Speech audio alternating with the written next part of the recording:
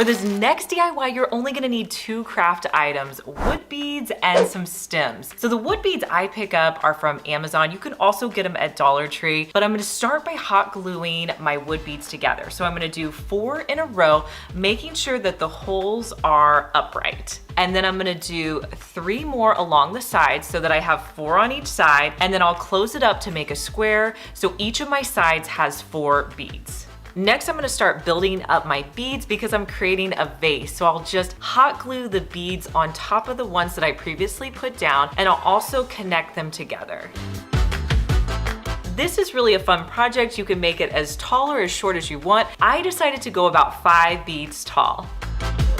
Now my favorite stems from Dollar Tree are these. I feel like they look so natural and so much more expensive than Dollar Tree florals. I'm going to cut those off at the bottom and use those in my vase. And here's how it turned out.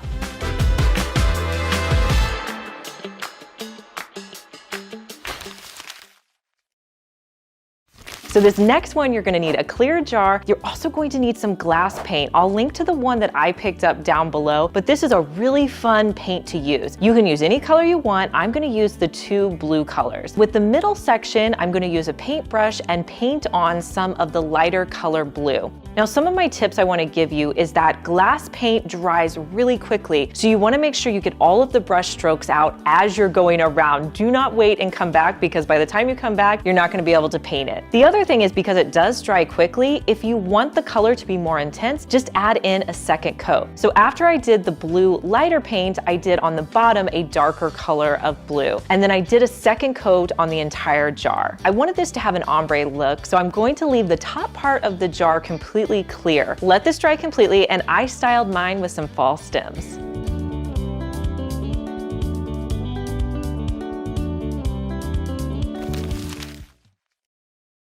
I wanted to elevate this basket and create a planter, so I'm gonna do my combination of E6000 and hot glue on the top portion of this riser. You guys ask me sometimes why I use E6000 and hot glue. Well, the hot glue is going to be an instant bond, while the E6000, it's gonna take overnight to bond, but it's going to be a much stronger bond. It's going to help your piece hold together over time. I'm gonna place the basket in the center of my riser. You may need to add something into your basket so that your plant is the right height. I'm just putting this bowl in upside down. Next, you can put in any plant of your choice.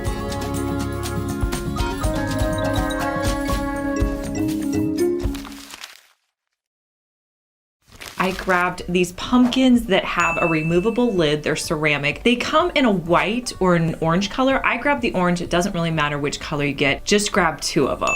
So I'm gonna start by putting some adhesive on the pumpkins to attach them together. Now you can use any adhesive you like, something that's real construction grade, like E6000 or some kind of construction adhesive. I will link below the kind I'm using, as well as any product I use in the video, plus what I'm wearing. Anything you need to know will be down in the description box. So when I was putting the pumpkins together, I actually realized that I should put them to where the tops were together. They just laid a lot nicer, so I had to move it around and re-glue it. Now let that dry for several hours.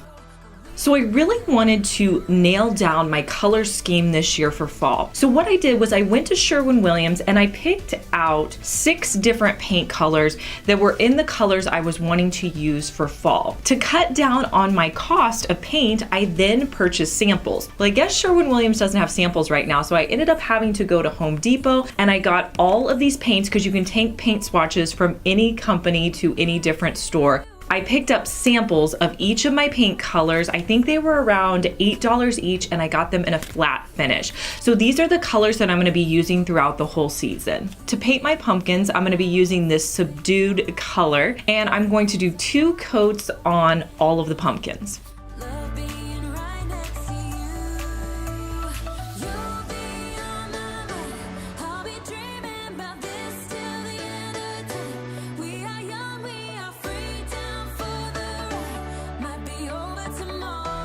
Once that dries, I'll use my construction adhesive glue to add on a white plate to the top. Now, if you haven't guessed yet, I'm making a fun centerpiece cake plate to put out in my kitchen. Once everything dries, just fill it with your favorite treats, and I love having this out on my kitchen table.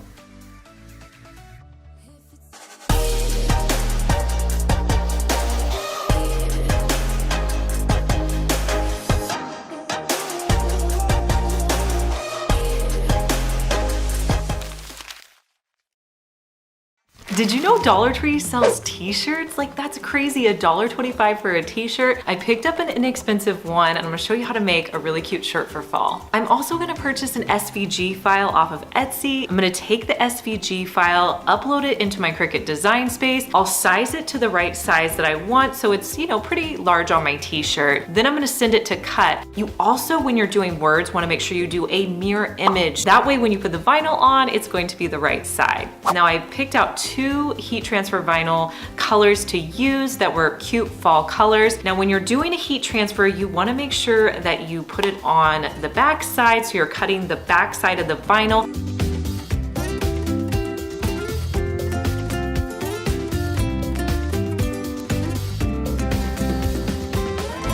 After I cut the vinyl, I'm going to weed it out.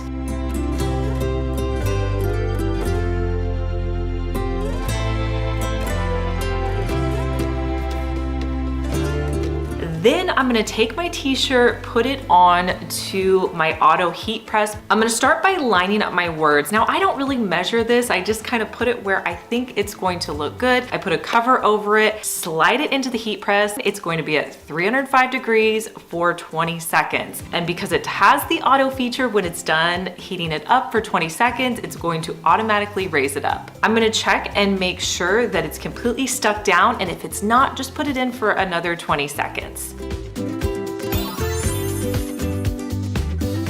Next, I'm gonna add in some of the leaves and star embellishments and heat press those as well.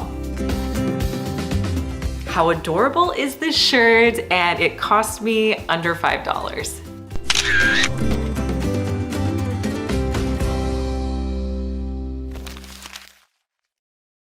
So Dollar Tree sells these foam pumpkins. They come in white and orange. The one I had was orange, and last year I painted it more of this cream color, but we're gonna be doing something completely different with it this year. So I'm gonna take the stem off the top.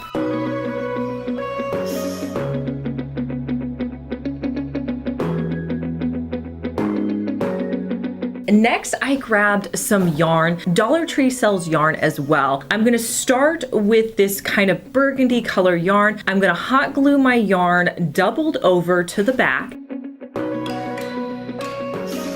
And then I'm gonna simply just start wrapping it around my pumpkin. When I get to the end of my yarn, I will hot glue it to the back, and then I'm gonna keep doing this until I cover my entire pumpkin with yarn.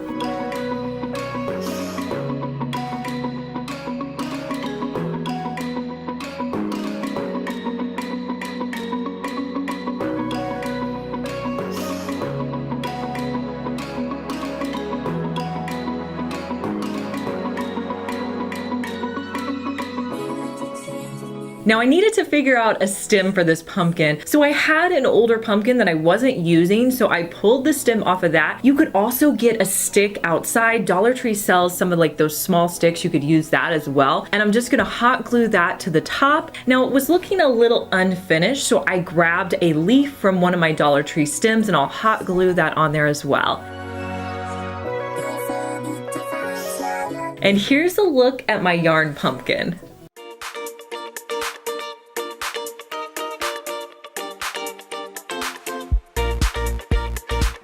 Hey guys, I'm Liz and you're watching my second DIY channel where I post daily DIY videos. You may be familiar with my main channel, Liz Fenwick DIY, but I'm glad that you found me over here on my second channel. Make sure that you're subscribed so you just get notified every day when I post our daily DIY video.